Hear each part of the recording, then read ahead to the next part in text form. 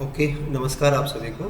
देखिए, अपना जो टेस्ट नंबर 4 रहा था आरपीएससी स्कूल लेक्चरर के लिए हमने जो टेस्ट ऑर्गेनाइज कराया था उसमें 85 क्वेश्चन थे टोटल रेस्पिरेशन टॉपिक को कवर करते हुए।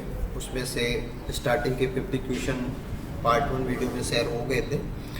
आगे के क्वेश्चंस को अपन 1 बाय 1 करके डिस्कस करेंगे।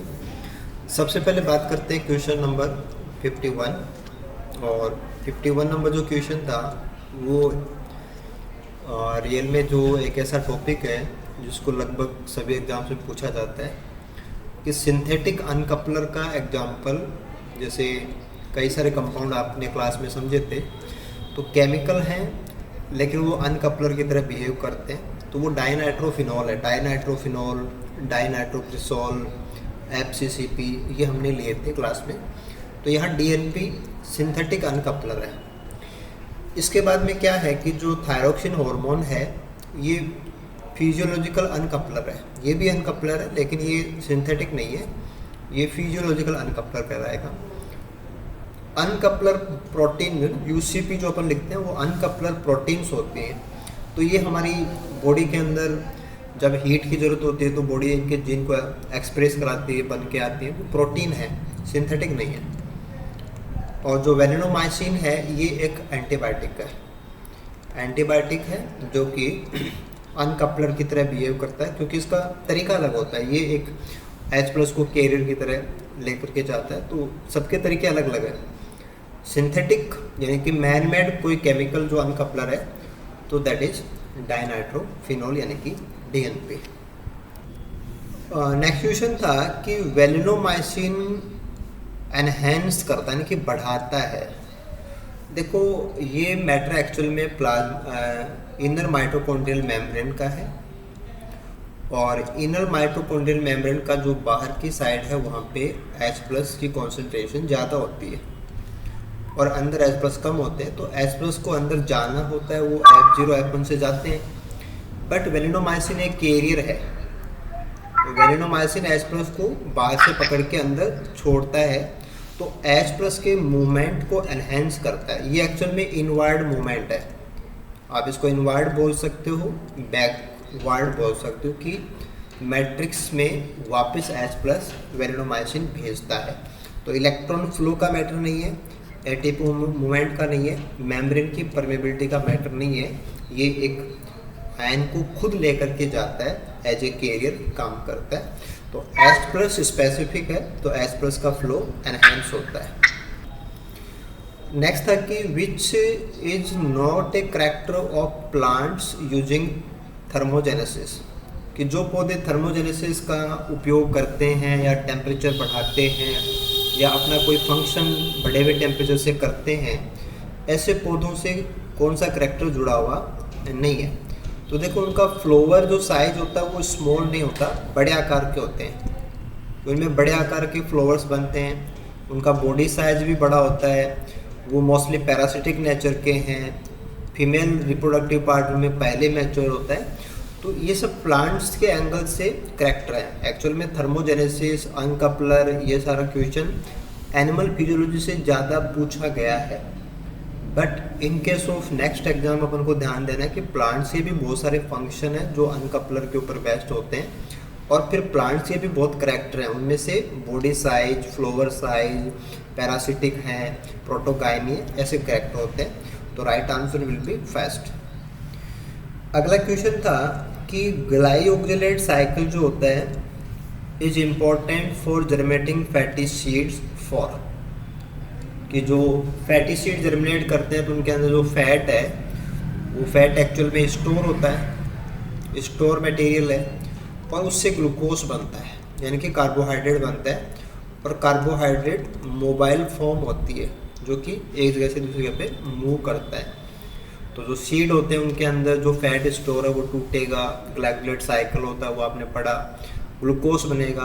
वो कार्बोहाइड्रेट जो रेडिकल है, प्लूम्यूल है, जो एक्सिस ग्रो करती है, उसकी एनर्जेटिक रिक्वायरमेंट को पूरा करने के लिए प्रोवाइड कराया जाता है। तो ये फूड का मोबिलाइजेशन है कि जो संचित भोज्य पदार्थ होता है उसका मूवमेंट है एक प्रकार से, कि फैट तो मूव करता नहीं है, उसको मूवेबल फॉर्म यानी कि ग्लूकोज में कन्वर्ट किया जाता है। तो ग्लूकोज मूव भी करता है प्लस वो एनर्जी सोर्स भी है। तो फैट के ब्रेकडाउन से मतलब नहीं है, ब्रेकडाउन तो बीटा ऑक्सीडेशन से भी होता है।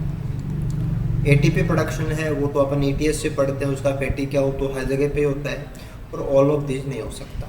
तो फूड का मोबिलाइजेशन है।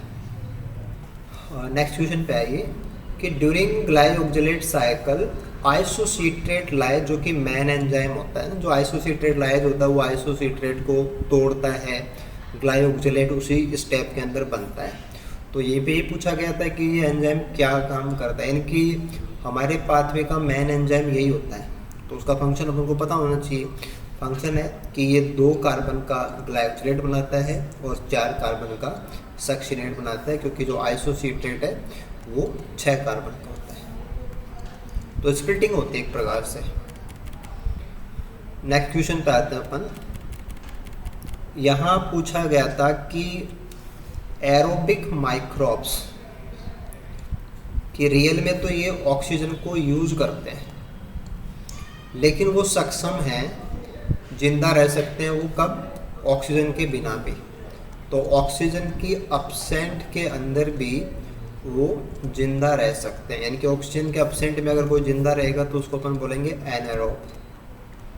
लेकिन एनारोब नेचर इनका रियल नेचर नहीं है, ये इनका ऑप्शनल नेचर है, यानी कि फैकल्टेटिव एनारोब। तो right answer will be facultative anaerobe. बाकी ऑप्शन को भी आप देख लीजिए। ऑब्लिगेट एरोब जो 100% ऑक्सीजन की प्रेजेंस में जिंदा रहते हैं, ऑब्लिगेट एनारोब जो 0% ऑक्सीजन में जिंदा रहते हैं, यानी कि उनको ऑक्सीजन टॉक्सिक होती है, वो ऑक्सीजन सहन ही नहीं कर सकते। फैकल्टेटिव एरोब ये रियल में एनारोब होते हैं, रियल नेचर एनारोब होती है, लेकिन ये ऑक्सीजन को टॉलरेट कर सकते हैं ना, कैन टॉलरेट।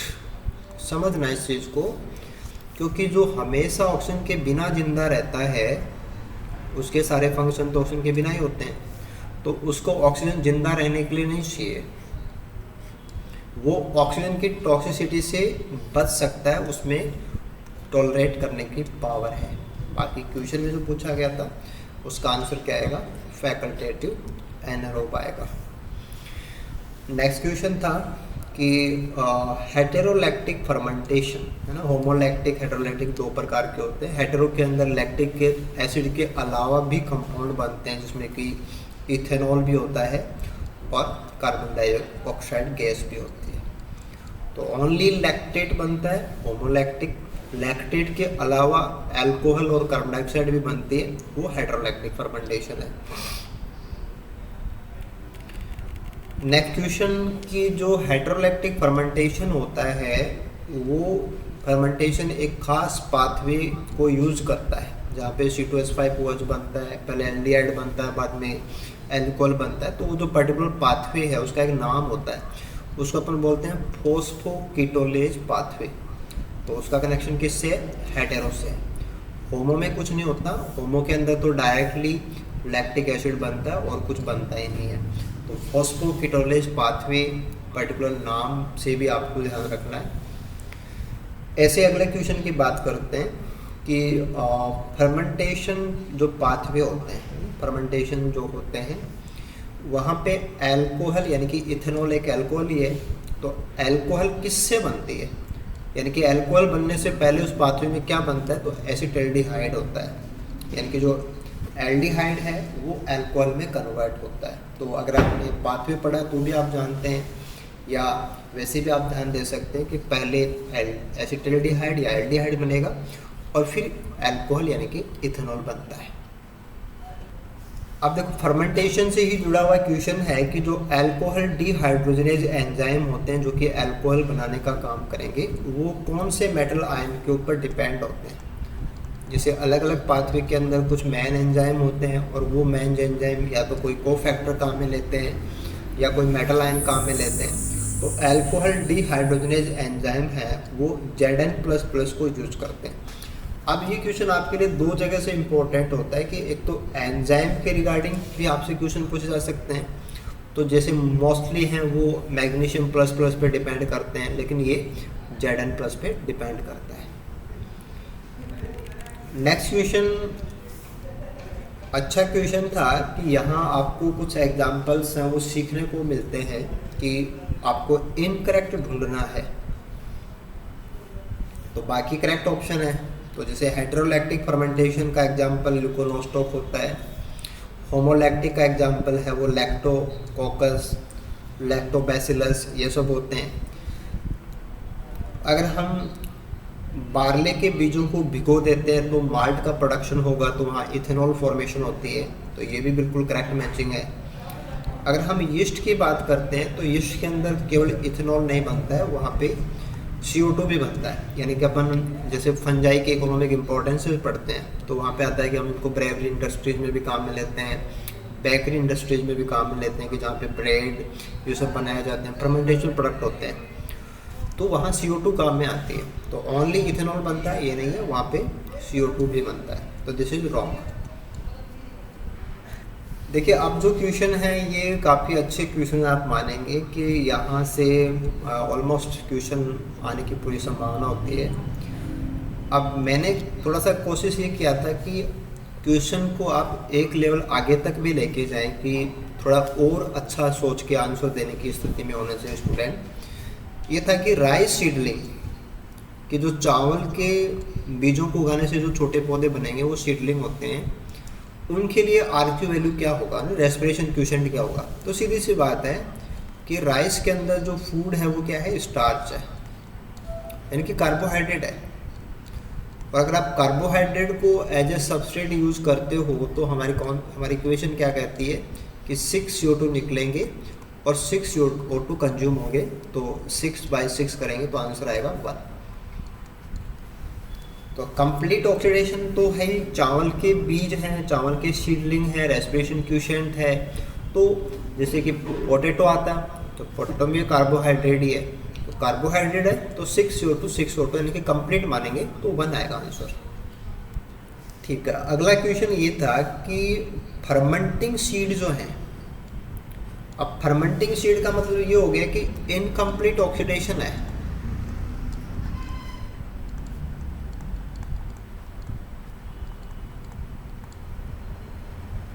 तो इनकम्प्लीट ऑक्सीडेशन है तो इसका मतलब जो CO2 जितनी निकलनी चाहिए थी उतनी नहीं निकलेगी और ऑक्सीजन है वो काम में नहीं आएगी, तो वैल्यू उसके अकॉर्डिंग क्या आ जाएगी, इनफिनाइट वैल्यू आएगी।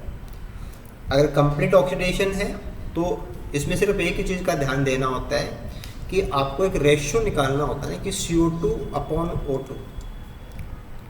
तो आपका एग्जाम्पल क्या है उसके अकॉर्डिंग वो सिचुएशन क्या है। जैसे फर्मेंटिंग है तो फर्मेंटेशन हो गया, तो फर्मेंटेशन है तो ऑक्सीजन तो काम में आएगी नहीं, तो यहाँ तो 0 हो जाएगी वैल्यू।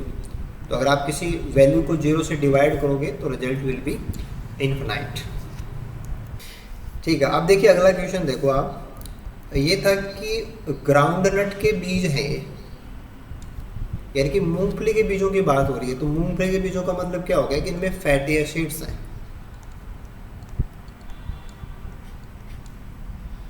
अब फैटी एसिड है और मूंगफली के बीज हैं वो रेस्पिरेशन कर रहे हैं, तो इसका मतलब क्या है कि फैटी एसिड ब्रेक डाउन अपन लेंगे, है ना। ये क्वेश्चन और अगला क्वेश्चन भी साथ में देखो कि respiration quotient for germinating ground seed, तो इनके अंदर क्या है कि फैटी एसिड हैं और उनका ब्रेक डाउन हो रहा है। तो ये तो मैटर हो जाता है लिपोलाइसिस का, कि जब लिपिड टूटते हैं तो उसको अपन बोलते हैं लिपोलाइसिस। और फैटी एसिड्स इस समय पे ग्राउंडनट के बीज हैं, तो ये तो कहा नहीं गया है कि वो जर्मिनेट कर रहे हैं, तो बीज हैं तो अब बीज को तो क्या मानेंगे, बीज तो जैसे आपने कहा कि मैच्योर है, बीज तो उसी को बोलेंगे जो पूरा बन गया। अब जर्मिनेट करने लग गया तो अलग चीज़ है, अभी बना ही नहीं है, इमेच्योर है तो वो भी सीड नहीं है। तो सीड का मतलब क्या है, सीड का मतलब है मैच्योर। अब मैच्योर सीड में क्या होता है, मैच्योर सीड में तो फैट या कार्बोहाइड्रेट वाले हैं तो उनमें कार्बोहाइड्रेट तो जो भी है उनमें स्टोर होता है। अब स्टोर का मतलब होता है लिपोजेनेसिस।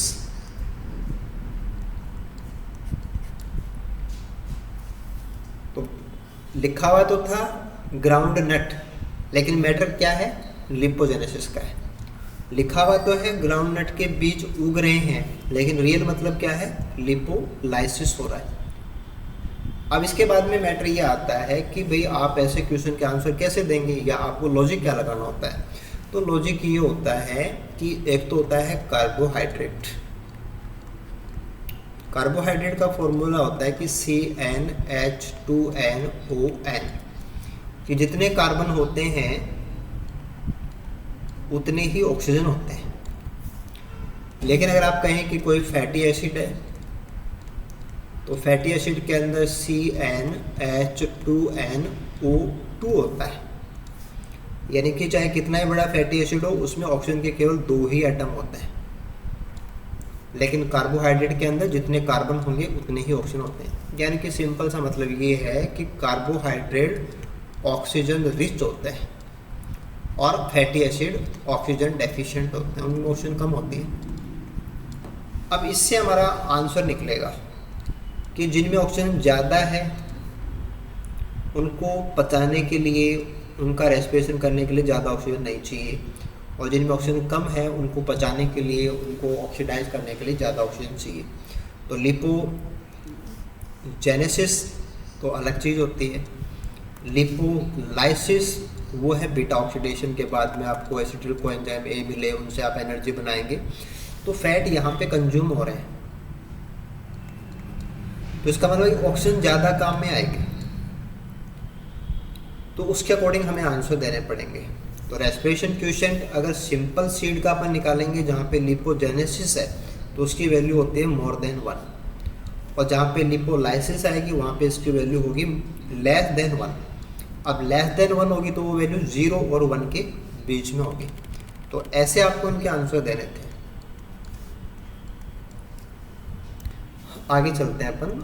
अगला क्वेश्चन था कि हाईएस्ट रेस्पिरेशन क्वोशिएंट आपको कहाँ मिलेगा। अब देखो आपने जितनी वैल्यूज पढ़ी उसमें जैसे इनफाइनाइट वैल्यू है, 1 है, 1 से 0 के बीच में है, 0 है, ऐसी वैल्यूज आई थी। तो सबसे बड़ी वैल्यू तो इनफाइनाइट है, लेकिन अभी जो आपके ऑप्शन है वो देखने पड़ेंगे आपको। तो ऑप्शन है जर्मिनेटिंग, मैच्योरिंग और सक्यूलेंट। देखो जर्मिनेटिंग कॉर्न का मतलब मक्का है तो कार्बोहाइड्रेट है, कैस्टर का मतलब अरंड होता है तो वो फैटी एसिड है उसमें। तो जर्मिनेटिंग है, एक है मैच्योरिंग, और मैच्योरिंग भी कौन से हैं, वीट के हैं। वीट का मतलब कार्बोहाइड्रेट। तो कार्बोहाइड्रेट जब जमा होगा तो उस समय पे वो जो रेस्पिरेशन क्वोशिएंट है, रेस्पिरेशन क्वोशिएंट का मतलब कि जितना CO2 वो निकाल रहे हैं, कितना O2 काम में ले रहे हैं। अब जर्मिनेशन के अंदर तो बहुत ज़्यादा पावर लगानी होती है या बहुत ज़्यादा ऑक्सीजन काम में लेनी होती है, लेकिन मैच्योरिंग के अंदर तो बहुत कम हो जाती है वैल्यू। तो ऑक्सीजन जितनी कम काम में आएगी, यानी कि हमारा इक्वेशन क्या होता है, CO2/O2 होता है। तो O2 अगर कम है तो वैल्यू जो आएगी, पूरी वैल्यू वो क्या आएगी, मैक्सिमम आएगी। तो ये कॉन्सेप्ट आपको लगाना था। सक्यूलेंट समझे तो 0 हो जाती है, क्योंकि वो जितनी CO2 काम में लेते हैं, जितनी CO2 निकलती है उसको वापस से वो काम में ले लेते हैं, तो वो नहीं हो सकते। तो आंसर विल बी मैच्योरिंग। ठीक है। ऐसे अगला क्वेश्चन था कि जो सक्यूलेंट्स की वैल्यू है वो आपको 0 मिलती है, लेकिन क्या वो हर समय 0 होती है या कब 0 होती है। हालांकि लेवल थोड़ा सा और आगे चला गया क्वेश्चन का, बट फिर भी जैसे अपन सक्यूलेंट्स के लिए 0 मानते हैं तो आइडिया लगाएं तो हमें पता होना चाहिए कि 0 कब होती है। तो 0 का ड्यूरेशन है डे आवर्स। देखो मतलब क्या है कि रेस्पिरेशन क्वोशिएंट का कनेक्शन रेस्पिरेशन से है, और रेस्पिरेशन तो 24 आवर्स होता है, कंटिन्यू चलता है। लेकिन दिन में क्या होता है कि दिन में सर्कुलेंट पौधों के लिए बात करें, रेस्पिरेशन तो चालू है, फोटोसिंथेसिस इनका बंद है, क्योंकि ये पौधे रात को स्टोमेटा खोलते हैं। तो रेस्पिरेशन चालू है तो CO2 निकलेगी, लेकिन इस समय पे इनके स्टोमेटा बंद होते हैं।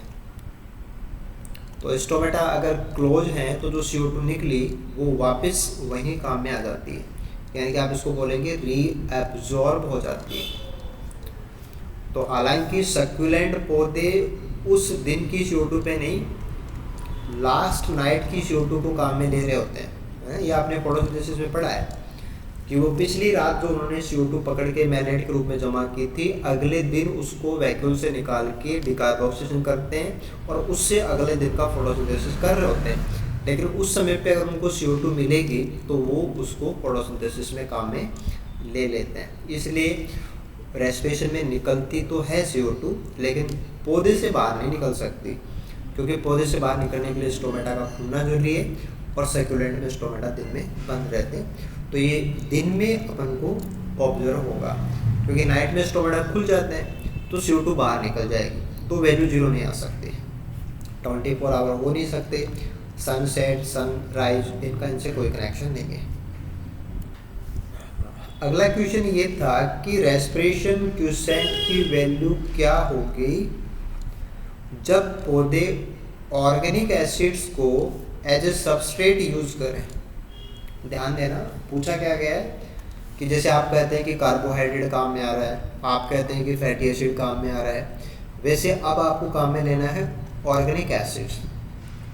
तो ऑर्गेनिक एसिड्स का मतलब ये है कि उनमें कोई कार्बन की चेन होगी और फिर होगा उनमें एसिड, यानी कि उनके अंदर ऑक्सीजन के कितने एटम होंगे, 2 एटम ही होंगे। जैसे फैटी एसिड है तो उनमें ऑक्सीजन डेफिशिएंसी है, तो वहाँ जो रेस्पिरेशन क्वोशिएंट की वैल्यू आती है वो कैसे आएगी, नेगेटिव आएगी, क्योंकि उनमें ऑक्सीजन ज़्यादा चाहिए। जैसे अपन लिखते हैं ना कि CO2 O2, तो इनको डाइजेस्ट करने के लिए ज़्यादा O2 चाहिए,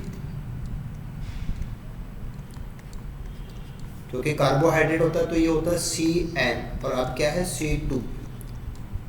तो जो डिफरेंस है उस डिफरेंस को आपको क्या करना पड़ेगा, ज़्यादा ऑक्सीजन इनको लेनी पड़ेगी, तब जाके उतनी CO2 निकलेगी। तो आप सेम संख्या को एक बड़ी संख्या से डिवाइड करोगे तो वैल्यू 1 से छोटी हो जाएगी, यानी कि नेगेटिव हो जाएगी, माइनस में जाएगा वैल्यू। अगला क्वेश्चन देखते हैं अपन कि plants release maximum CO2 eight. जैसे पौधे अपने स्टोमेटा से CO2 छोड़ते हैं, तो पौधे मैक्सिमम CO2 कब छोड़ते हैं। आंसर क्या निकालना है कि पौधे मैक्सिमम CO2 किस समय पे छोड़ेंगे। तो लॉजिक आपको ऐसे लगाना है कि CO2 कब निकलेगी, जब रेस्पिरेशन तो चालू हो और फोटोसिंथेसिस बंद हो गया। अगर फोटोसिंथेसिस चालू है तब तो क्या होगा कि रेस्पिरेशन में जो CO2 निकलती है वो फोटोसिंथेसिस दोबारा से काम में ले सकता है, तो ये कनेक्शन कट जाएगा अगर फोटोसिंथेसिस हमारा बंद है। तो आंसर क्या आएगा, नाइट आवर्स। तो नाइट आवर्स के अंदर प्लांट्स वो ऑक्सीजन तो ले रहे होते हैं, लेकिन CO2 ऑक्सीजन कंज्यूम कर रहे होते हैं और जो CO2 है वो छोड़ रहे होते हैं, मैक्सिमम रिलीज करते हैं। स्टोमेटा का खुलना वो अलग चीज़ है, काम अगर फोटोसिंथेसिस का चल रहा है तो पौधे के सब स्टोमेटल कैविटी की CO2 है वो मेसोफिल सोख लेती है, लेकिन अगर फोटोसिंथेसिस ही नहीं हो रहा है तो वो CO2 रिलीज होगी, तो that will be night hours. आगे आते हैं अपन, ये था कि which one of the following molecule जो ग्लाइकोलाइसिस को TCA से कनेक्ट करता है। तो ग्लाइकोलाइसिस का एंड प्रोडक्ट होता है पायरुवेट, और क्रैब्स साइकिल का पहला कंपाउंड जो बनता है वो बनता है सिट्रेट। तो इनके बीच में जो कंपाउंड आता है वो आता है एसिटिल कोएंजाइम A। तो गेटवे पाथवे आता है जिसके अंदर हम पायरुविक एसिड को एसिटिल कोएंजाइम में कन्वर्ट करते हैं, वो बाद में TCA से जुड़ जाता है। ऐसे नेक्स्ट क्वेश्चन पे आते हैं अपन कि glycolysis cycle in plants is conversion of. तो फैट कार्बोहाइड्रेट में कन्वर्ट होता है। आपने वहाँ पे बात की थी कि जो प्लांट्स हैं, फंजाई हैं, बैक्टीरिया हैं, इनमें ग्लाइकोलाइसिस चलता है, हमारी बॉडी के अंदर एनिमल्स के अंदर नहीं होता। तो प्लांट्स वगैरह तो क्या है कि फैट से कार्बोहाइड्रेट बना सकते हैं, अपन लोग नहीं बना सकते। है ना। बाकी चीज़ें भी आप इसमें देखिए कि अगर कार्बोहाइड्रेट से फैट बनाएंगे तो ये लिपोजेनेसिस है, lipogenesis. Fatty acid to fat ये तो कोई मतलब ही नहीं है। ऑक्सीडेशन ऑफ कार्बोहाइड्रेट ये तो रेस्पिरेशन होता है। तो बाकी चीज़ें भी क्लियर रहनी चाहिए। ओके, अगला क्वेश्चन था कि हाइड्रोजन साइनाइड जो HCl होता है ना, जो पॉइजन की तरह काम करता है, binds to the active side of enzyme that is part of pathway that form ATP, यानी कि वो कॉम्प्लेक्स नंबर जो 4 होता है जिसको अपन साइटोक्रोम ऑक्सीडेज बोलते हैं, ये उसको इनहिबिट करता है। इसका टारगेट क्या होता है? साइटोक्रोम ऑक्सीडेज होता है ना। साइनाइड, कार्बन मोनोऑक्साइड, ये पॉइजन होते हैं जो साइटोक्रोम ऑक्सीडेज को बंद करते हैं, ठीक है। हाँ, in this process hydrogen cyanide क्या काम करता है? तो वो एक कॉम्पिटिटिव इनहिबिटर है। कोई कोएंजाइम नहीं है, कोफैक्टर नहीं है, एलोस्टेरिक मॉड्यूलेटर नहीं है, वो इनहिबिटर है और कॉम्पिटिटिव नेचर का इनहिबिटर होता है। कॉम्पिटिटिव तब बोलते हैं जब कॉन्सेंट्रेशन के ऊपर इनहिबिशन डिपेंड करता है, यानी कि अगर हाइड्रोजन साइनाइड की कॉन्सेंट्रेशन कम हो जाएगी तो इनहिबिशन कम हो जाएगा, और अगर ज़्यादा हो जाएगी तो स्ट्रॉन्ग इनहिबिशन होगा। तो कॉम्पिटिटिव नेचर का इनहिबिशन कॉज करता है। बाकी यहाँ क्वेश्चन में कहीं भी कॉम्प्लेक्स 4 साइटोक्रोम ऑक्सीडेज नहीं लिखा था। आपको पता होना चाहिए कि ATP बनने का पाथवे जो है वो ETS होता है, और ETS में कॉम्प्लेक्सेज होते हैं। हाइड्रोजन साइनाइड कॉम्प्लेक्स नंबर 4 को टारगेट करता है। ओके, अगले क्वेश्चन पे आते हैं कि यहाँ पे हमें कुछ कोएंजाइम दिए हुए हैं और उनके फंक्शन दिए हुए हैं, हमें करेक्ट मैच ढूंढना है। एक तो है FAD, ATP, biotin, thiamine, pyrophosphate, जो ये एक अच्छा क्वेश्चन है। हालांकि ये क्वेश्चन असिस्टेंट प्रोफेसर एग्जाम के अंदर पूछा हुआ है, इससे पहले वाला उसी एग्जाम का क्वेश्चन था। तो ये लास्ट क्वेश्चन कुछ एग्जाम से क्वेश्चन लिए गए ताकि आपका लेवल भी थोड़ा RPC के फ्रेंडली रहे, कि आपको आइडिया रहना चाहिए कि RPC कैसे क्वेश्चन पूछ सकती है। देखो, फॉस्फेट ग्रुप का ट्रांसफर, कार्बोक्सिल ग्रुप का ट्रांसफर, डिकार्बोक्सिलेशन और एक हाइड्रोजन का ट्रांसफर, ये फंक्शन है। तो हाइड्रोजन का ट्रांसफर यानी कि डिहाइड्रोजनेज एंजाइम जो काम करते हैं वो जैसे FAD को काम में लेते हैं, NAD+ को काम में लेते हैं, NADP+ को काम में लेते हैं। तो फिर इनसे FADH2 बनता है, या NADH बनता है, या NADPH बनता है। तो ये A में हमारा 4 आएगा, A में 4 आएगा। डिकार्बोक्सिलेशन जो होता है ना, कि CO2 का जो लॉस होता है, CO2 का रिलीज होना, वो डिकार्बोक्सिलेशन कहलाता है। कार्बोक्सिल ग्रुप का ट्रांसफर है ना, जो कार्बोक्सिल ग्रुप होता है उसको एक ग्रुप से दूसरे ग्रुप के ऊपर ट्रांसफर, और एक है फॉस्फेट ग्रुप का ट्रांसफर। तो फॉस्फेट ग्रुप के ट्रांसफर में तो आपको डायरेक्टली लेना है ATP, कि ATP एंड PI में टूटता है और फिर अपना फॉस्फेट देता है, कि B के अंदर फेस्ट आएगा। तो 4-1 बाकी कहीं पे नहीं है, तो करेक्ट ऑप्शन तो आपको यहीं पे मिल जाएगा। अब बात आती है आपकी 2 जगह पे, फिर कार्बोक्सिल ग्रुप का ट्रांसफर और डिकार्बोक्सिलेशन, ठीक है। अब देखिए जो बायोटिन है ना, क्योंकि बायोटिन आपको एंजाइम के रिगार्डिंग भी थोड़ा सा आइडिया होना चाहिए, एनिमल्स के रिगार्डिंग भी आइडिया होना चाहिए। बायोटिन क्या चीज़ है वो भी अपन देखेंगे। कार्बोक्सिल ग्रुप के ट्रांसफर से जुड़ा हुआ है, यानी कि CO2 के साथ में जो कार्बोक्सिलेज एंजाइम होता है, थोड़ा सा ये ध्यान देना है कि बायोटिन कार्बोक्सिलेज एंजाइम्स का कोफैक्टर होता है।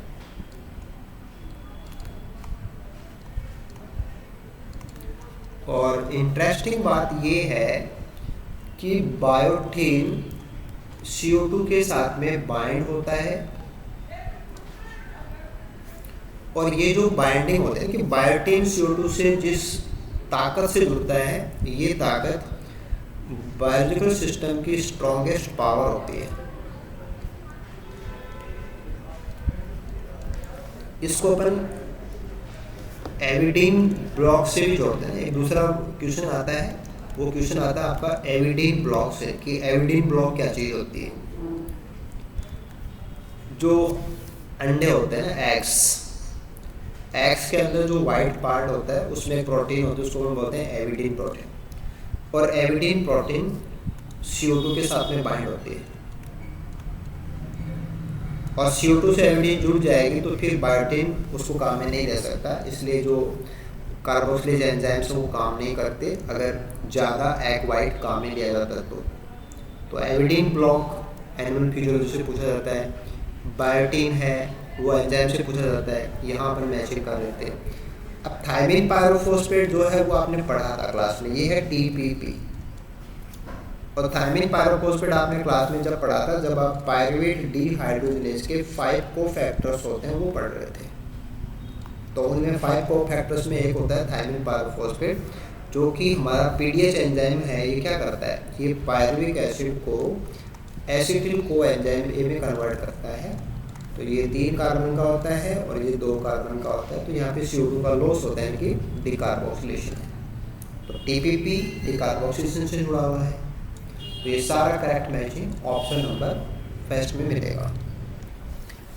ओके, नेक्स्ट क्वेश्चन था कि जब यीस्ट का इस्तेमाल अपन वाइन प्रोडक्शन के लिए कर रहे होते हैं तो which of the following is not form. तो एसिटिल कोएंजाइम में नहीं बनता, कार्बन डाइऑक्साइड बनेगी, इथेनॉल बनेगा, पायरुविक एसिड बनेगा। पायरुविक एसिड से जो पाथवे है वो इथेनॉल और CO2 के लिए जाता है। एसिटिल कोएंजाइम तब बनता है जब ऑक्सीजन हमें काम में लेनी होती है, ऑक्सीजन यूज हो रही हो या हम फैटी एसिड बना रहे हो। आपको हमेशा ध्यान देना है कि एसिटिल कोएंजाइम में 2 ही जगह पे बनता है, या तो हमें रेस्पिरेशन पूरा करना हो ऑक्सीजन लगा करके, या हमें फैट बनाना हो। तो यहाँ आप वाइन बना रहे हैं तो फर्मेंटेशन का मामला है, तो एसिटिल कोएंजाइम में काम में नहीं आएगा, यानी कि फर्मेंटेशन में ऑक्सीजन काम में नहीं आती। अगला क्वेश्चन था कि मोस्ट ऑफ द प्रोटॉन्स यानी कि जो H+ होते हैं which play a important role in oxidative phosphorylation, यानी कि अपन माइटोकॉन्ड्रिया से जो ATP बनाते हैं वो ऑक्सीडेटिव फॉस्फोराइलेशन कहलाता है। इंटर्स the mitochondria in the form of, कि माइटोकॉन्ड्रिया में ATP बनाने के लिए जो H+ हम पंपिंग करते हैं वो H+ कहाँ से आते हैं। एक्चुअल में माइटोकॉन्ड्रिया में जो एंटर करता है वो पायरुविक एसिड है, यानी कि आप एसिटिल को एंजाइम A बनाएंगे वो इसी से बनता है, इसके बाद में आप T से करेंगे वो इसी से बनता है, आप NADH2 FADH2 जो भी बनाएंगे वो इसी से होता है। तो राइट आंसर इज, ऐसे है कि माइटोकॉन्ड्रिया में जो कुछ भी आपने रेस्पिरेशन में लिया है वो सब पायरुविक एसिड माइटोकॉन्ड्रिया में गया है, उसके बाद हुआ है। ठीक है जी सर। हाँ, नेक्स्ट था कि the atom within each cytochrome, कि जो साइटोक्रोम होते हैं और साइटोक्रोम इलेक्ट्रॉन कैरियर्स हैं, ETS में अपने लिए हैं, that actually accept and release electron each. तो साइटोक्रोम के अंदर मेनली कौन सा एटम है जो इलेक्ट्रॉन को लेने और देने का काम करता है, तो होता है आयरन Fe++ और Fe+++।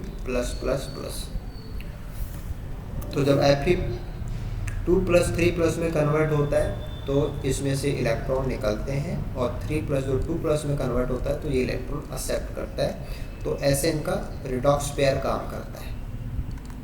तो इलेक्ट्रॉन को एक साइड से लेते हैं दूसरी साइड में देते हैं। साइटोक्रोम इलेक्ट्रॉन कैरियर है, लेकिन मेन उनके अंदर जो एटम है वो आयरन एटम होता है। नेक्स्ट वन देखते हैं अपन कि जो क्रैब्स साइकिल है उसको हम और किस नाम से जानते हैं, तो TCA cycle, citric acid cycle, GC के नाम है। ये दोनों ही नाम इसके हैं। इतना सिंपल क्वेश्चन भी RPSC ने कॉलेज लेक्चर एग्जाम में पूछा है, मतलब आप सोच सकते हैं कि 0 लेवल के क्वेश्चन आते हैं। नेक्स्ट था कि respiratory quotient of any substrate depend on. अब जैसे आपने कितना सारा रेस्पिरेशन क्वोशिएंट के लिए कवर कर लिया, अपनी क्लासेज में हो गया, इतने सारे हमने क्वेश्चन डिस्कस कर लिए। और आरपीएससी कॉलेज लेक्चर एग्जाम में क्या पूछ रही है कि रेस्पिरेशन क्वोशिएंट किन पे डिपेंड करता है, यानी कि वो ये पूछ रही है कि आपको ये पता है क्या कि CO2 की कॉन्सेंट्रेशन का वॉल्यूम और O2 की कॉन्सेंट्रेशन का जो वॉल्यूम है उसका मामला होता है, यानी कि ऑक्सीजन यूज कितनी हो रही है, CO2 रिलीज कितनी हो रही है, दोनों पे डिपेंड करता है, राइट। जी सर। तो मान लीजिए कि आपका एक क्वेश्चन आप टारगेट करके चलें, एक एक टॉपिक को टारगेट करके चलें और एक्सपेक्ट करें कि जो लेवल है वो जैसा रहता है वैसा ही होगा, थोड़ा बहुत एक्स्ट्रा हो जाए तो भी अपन बहुत अच्छे से कर लेंगे। ये लास्ट वाले क्वेश्चन तो सारे सही थे मेरे, इसमें एक दो क्वेश्चन गलत। हाँ, ये अब ये कि भाई आरपीएससी के क्वेश्चन हैं, कितने सरल क्वेश्चन है। अगला था कि efficiency of respiration in terms of energy produced by one glucose molecule.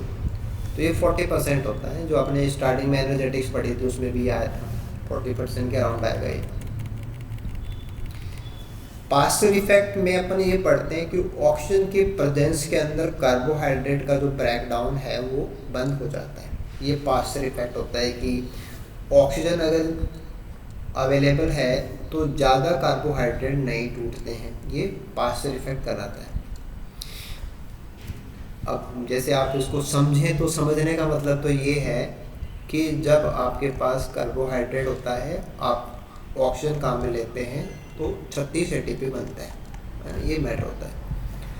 तो अगर ऑक्सीजन काम में ले रहे हैं तो आपके पास एनफ ATP होते हैं, तो आप और ज़्यादा कार्बोहाइड्रेट ना तोड़ें या और ज़्यादा कार्बोहाइड्रेट नहीं टूटते हैं।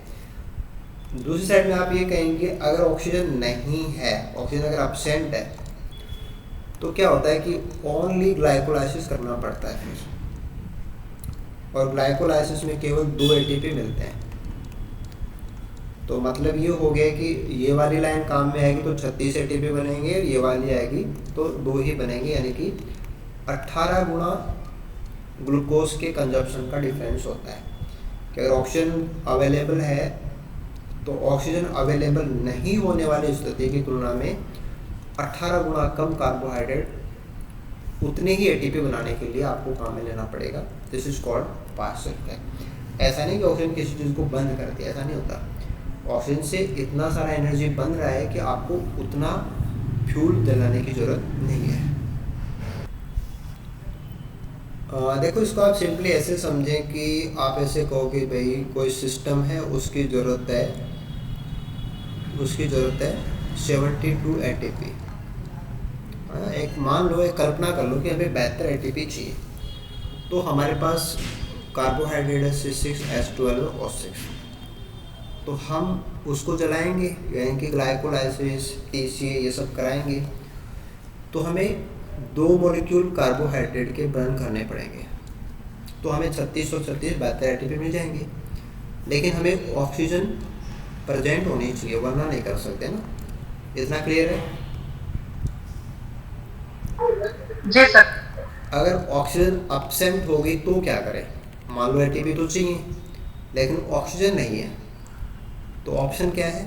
ऑप्शन है ओनली ग्लाइकोलाइसिस, है ना। क्योंकि ग्लाइकोलाइसिस में तो आप ग्लूकोज को जला सकते हो, ATP भी बनेंगे, लेकिन कितने बनेंगे? पर ग्लाइकोलाइसिस 2 ATP बनेंगे। तो आपको कार्बोहाइड्रेट के कितने मॉलिक्यूल चाहिए? 18 मॉलिक्यूल चाहिए। 18 से 36 बनेंगे, तो आपको इसमें भी 72 बनाने हैं, तो कितने चाहिए? 36 मॉलिक्यूल जलाने पड़ेंगे। यानी कि ऑक्सीजन की प्रेजेंस के अंदर केवल 2 ग्लूकोज से आपको 72 ATP मिल जाएंगे।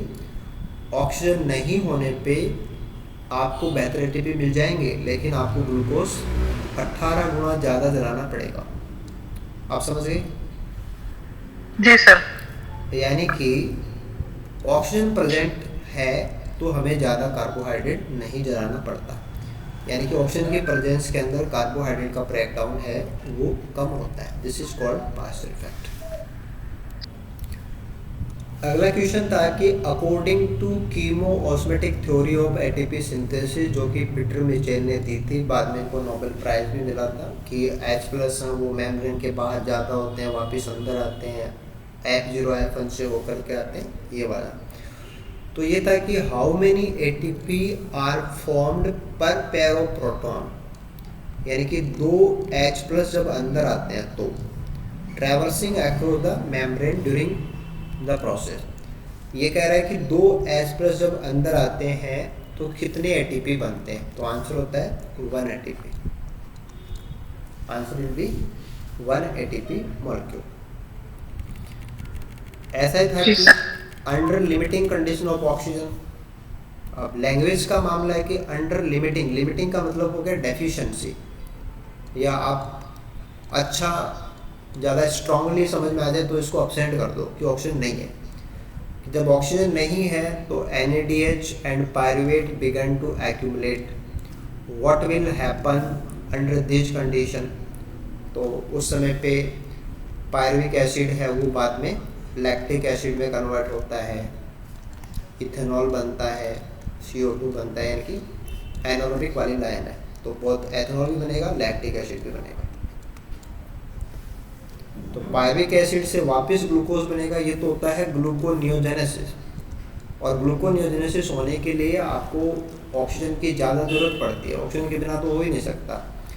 इथेनॉल ही बनेगा ऐसा नहीं है, लैक्टिक एसिड ही बनेगा ऐसा नहीं है, इथेनॉल भी बनेगा, लैक्टिक एसिड भी बनेगा, CO2 भी बनेगा। तो answer will be 4th one.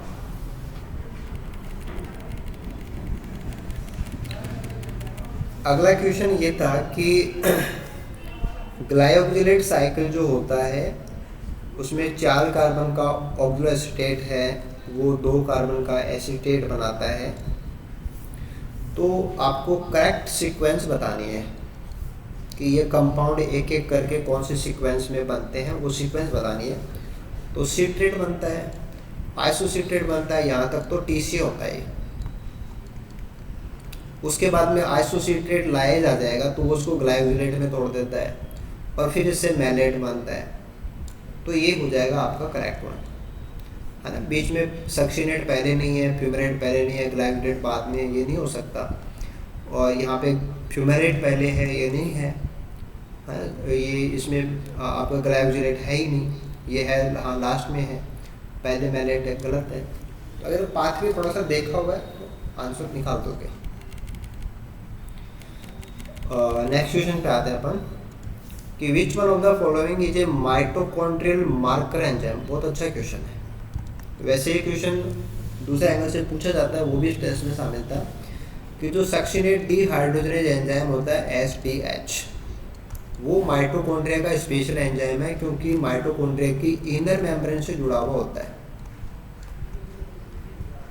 I hope आप क्लास में ये बात बहुत अच्छे से आपको बताई गई थी कि इसका आपको पूरा ध्यान देना है कि अगर यहाँ से कोई एंजाइम का क्वेश्चन पूछेगा तो वो SDH ही होगा, कि सक्सिनेट डीहाइड्रोजनेज होने को तो TCA का एंजाइम है, लेकिन मैट्रिक्स में ना होकर के इनर मेम्ब्रेन से जुड़ा हुआ होता है।